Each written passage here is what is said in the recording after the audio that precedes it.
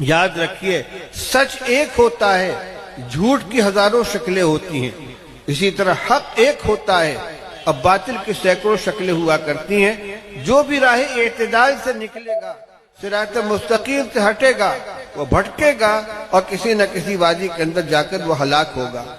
اور اس وقت میں ضرورت اس بات کی ہے کہ ہم جو اللہ کے فضل و کرم سے حق کے اوپر قائم ہیں، علماء حق سے وابستہ ہیں، اللہ نے ہمارے ایمان کی حفاظت فرمائی ہے، ہم اس میدان کے اندر کام کریں۔ عام لوگوں کی یہ ذمہ داری ہے کہ اپنے گھر کا جائزہ لیں۔ میں صاف لفظوں میں کہنا چاہتا ہوں کہ کوئی بڑا سے بڑا دیندار گھرانہ، چاہے وہ اہل علم کا ہو، مشائخ کا ہو، متقی یا پرہیزگار لوگوں کا ہو، دعوت کا کام کرنے والوں کا گھرانہ ہو، کوئی بھی گھرانہ محفوظ نہیں ہے۔ دارالعلوم دیوبند کے شیخ الحدیث حضرت مولانا نصیر احمد خان صاحب کا سگا پوتا شکیلیت کا شکار ہو چکا ہے۔ ابھی کل خبر لگی ہے کہ بعض علاقوں میں مفتی صاحبان کی گھر والی، ان کی بیوی، وہ شکیلیت کے شکار ہو گئی ہے۔ کوئی محفوظ نہیں ہے۔ اس لیے ہم اپنے غفلت کے خواب سے نکلیں۔ ہر آدمی اپنے گھر کی خبر لے، کون گھر میں آتا ہے، کس سے رابطہ ہے، سوشل میڈیا کے ذریعے، اور گھر میں آنے جانے والے طلبہ سے ملاقاتیں کر رہے ہیں۔ ابھی آج معلوم ہوا ہے ہمارے مجاہد بھائی سے کہ بعض احباب، ابھی نہیں، وہ سجاد بھائی بتلا رہے تھے کہ ایک نوجوان مسجد کے اندر ملا ہے، اس سے جو بات چیت ہوئی تو پتہ چلا کہ کچھ شکیلی اس کے اوپر محنت کر رہے تھے اور باقاعدہ اس کو شکیل بن حنیف کے پاس بیعت ہونے کے لیے لے جانا چاہتے تھے۔ وہ اتفاق سے نہیں جا سکا اور اس نے جب اس بات کو کھول دیا تو ایک بہت بڑی جماعت گرفت کے اندر آئی جو اسی پر محنت کرے۔ شاید کانپور کا یہ معاملہ ہے۔ اس لیے ہم چوکنا ہو جائیں، اپنے گھروں کا جائزہ لیں، آنے جانے والوں کو دیکھیں۔ دوسری بات یہ کہ وہی عوام اس فتنے کا شکار ہوتے ہیں کہ جن کو صحیح عقیدے کا علم نہیں ہے۔ اس لیے علماء کرام خطبہ، جمعہ کے بیانات میں، مدرسوں کے سالانہ جلسوں میں، دستار بندی میں اور دیگر اصلاحی اجتماعات کے اندر صرف فضائل کے بیان پر اکتفا نہ فرمائیں بلکہ عقیدے کو اہمیت دیں۔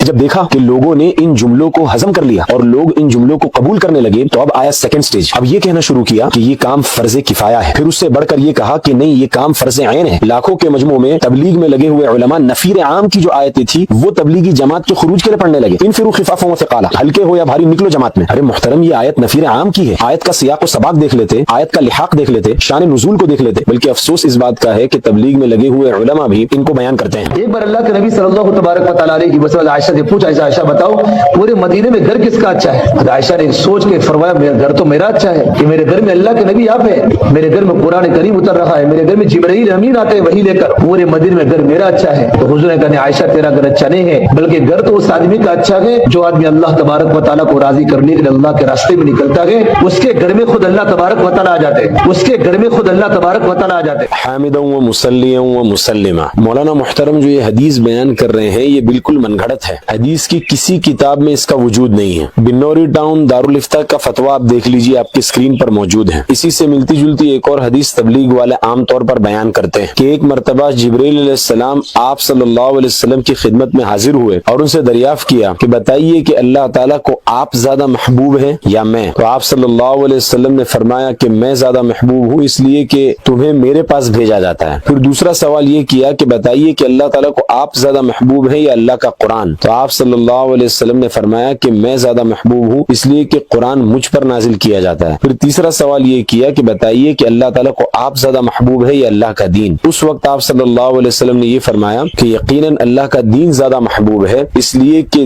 دین کے خاطر مجھے بھی تکلیفوں میں ڈالنا گوارا کیا، لیکن اللہ کا دین مٹ جائے یہ اللہ کو ہرگز گوارا نہیں ہے۔ یہ حدیث بھی پہلی والی حدیث ہی کی طرح بالکل بے بنیاد اور من گھڑت حدیث ہے۔ حدیث کی کسی کتاب میں اس کا کوئی وجود نہیں ہے۔ افسوس اس بات کا نہیں ہے کہ تبلیغ میں لگی ہوئی عوام ان جیسی بے بنیاد اور جھوٹی روایات کو بیان کرتی ہے، بلکہ افسوس اس بات کا ہے کہ تبلیغ میں لگے ہوئے علماء بھی ان کو بیان کرتے ہیں، اور ان جیسی روایات کو بیان کرنے کا مقصد یہ ہوتا ہے کہ سننے والوں کے دلوں میں تبلیغی جماعت کے کام کی اہمیت کو بٹھایا جائے، بلکہ اس کی اہمیت جتنی ہے اس سے زیادہ اور بڑھایا جائے۔ لیکن میرے دوستو یاد رکھیں کہ آپ صلی اللہ علیہ وسلم کا نام لے کر جھوٹی حدیث بیان کرنا یہ کوئی معمولی گناہ نہیں ہے، یہ گناہ کبیرہ ہے جو بغیر توبہ کے معاف نہیں ہوگا۔ امام محمد بن اسماعیل بخاری جن کی وفات 256 ہجری میں ہوئی، انہوں نے اپنی صحیح کے اندر حضرت مغیرہ بن شعبہ رضی اللہ عنہ کے حوالے سے یہ روایت نقل کی۔ فرماتے ہیں کہ آپ صلی اللہ علیہ وسلم نے ارشاد فرمایا کہ میرا نام لے کر جھوٹ بولنا یہ عام لوگوں پر جھوٹ بولنے کی طرح نہیں ہے، یعنی عام لوگوں پر جھوٹ بولنے کی طرح معمولی نہیں ہے۔ پھر آپ صلی اللہ علیہ وسلم نے فرمایا جس نے مجھ پر عمدن جھوٹ بولا وہ اپنا ٹھکانہ جہنم میں بنا لے۔ اتنی سخت وعید ہے آپ صلی اللہ علیہ وسلم کا نام لے کر جھوٹی حدیث بیان کرنے کی۔ وجہ اس کی یہ ہے کہ جب آپ کسی عام آدمی کے نام سے جھوٹ بولو گے تو اس کا نقصان اس کی ذات تک ہوگا، لیکن جب آپ نبی کا نام لے کر جھوٹ بول رہے ہو اس کا مطلب یہ ہے کہ آپ اس کام کو دین بنانے کی کوشش کر رہے ہو جو دین نہیں ہے۔ اصل میں یہ احادیث اس وجہ سے گھڑی گئی کہ تبلیغی جماعت کے جو اکابرین ہیں انہوں نے عوام کے سامنے اس کام کو اتنا عظیم الشان اور اتنا بڑا اور اتنا اہم بنا کر پیش کیا کہ جتنا عظیم الشان یہ کام تھا نہیں، اس کام کو اپنے مرتبے سے اوپر پہنچا دیا۔ کبھی کہا کہ یہ نبیوں والا کام ہے، کبھی کہا کہ یہ صحابہ والا کام ہے، کبھی کہا کہ دعوت ام الاعمال ہے، پھر کبھی یہ اللہ کا راستہ ہے، دین کی محنت ہے، اس کام کو کرنے والوں کی کرسیاں قیامت کے دن نبیوں کے پیچھے لگیں گی۔ اس طرح کے جو جملے تھے یہ غلو کا فرسٹ یا پرائمری سٹیج تھا، یہ بنیاد تھی غلو کی، اسی بنیاد کے اوپر غلو کی پوری عمارت کھڑی ہوئی۔ پھر جب دیکھا کہ لوگوں نے ان جملوں کو ہضم کر لیا اور لوگ ان جملوں کو قبول کرنے لگے تو اب آیا سیکنڈ سٹیج۔ اب یہ کہنا شروع کیا کہ یہ کام فرض کفایہ ہے، پھر اس سے بڑھ کر یہ کہا کہ نہیں یہ کام فرض عین ہے۔ لاکھوں کے مجموع میں تبلیغ میں لگے ہوئے علماء نفیر عام کی جو آیتیں تھی وہ تبلیغی جماعت کے خروج کے لیے پڑھنے لگے، انفروا خفافا وثقالا، ہلکے ہو یا بھاری نکلو جماعت میں۔ ارے محترم یہ آیت نفیر عام کی ہے، آیت کا سیاق و سباق دیکھ لیتے، آیت کا لحاق دیکھ لیتے، شان نزول کو دیکھ لیتے۔ پھر مولانا سعد صاحب نے یہ تک کہہ ڈالا کہ اللہ کے راستے میں 4 مہینے اللہ کا امر سمجھ کر نکلو۔ اللہ کا امر تو قرآن کے اندر اور حدیث قدسی کے اندر ہوتا ہے، اور وحی کا سلسلہ تو 1450 سال پہلے منقطع ہو چکا۔ کس پر وحی آ رہی ہے کہ 4 مہینے نکلنا اللہ کا امر ہے؟ پھر بھوپال اجتماع میں مولانا سعد صاحب نے یہ کہا کہ جماعت میں نہ جانا سب سے بڑا گناہ ہے، شریعت ہمیں کہہ رہی ہے کہ شرک سب سے بڑا گناہ ہے، مولانا سعد صاحب یہ کہہ رہے ہیں کہ جماعت میں نہ جانا یہ سب سے بڑا گناہ ہے۔ لیکن اب وقت آ گیا ہے کہ لوگوں کو اس میٹھے دھوکے سے بیدار کیا جائے، اس شوگر کوٹنگ کو دھویا جائے اور کڑوی حقیقت ان کے سامنے رکھی جائے۔ انگریزی کے اندر ایک کہاوت ہے let's call a speed a speed, speed کہتے ہیں کدال یا بیلچے کو۔ اس کہاوت سے مراد یہ ہے کہ وقت آ چکا ہے کہ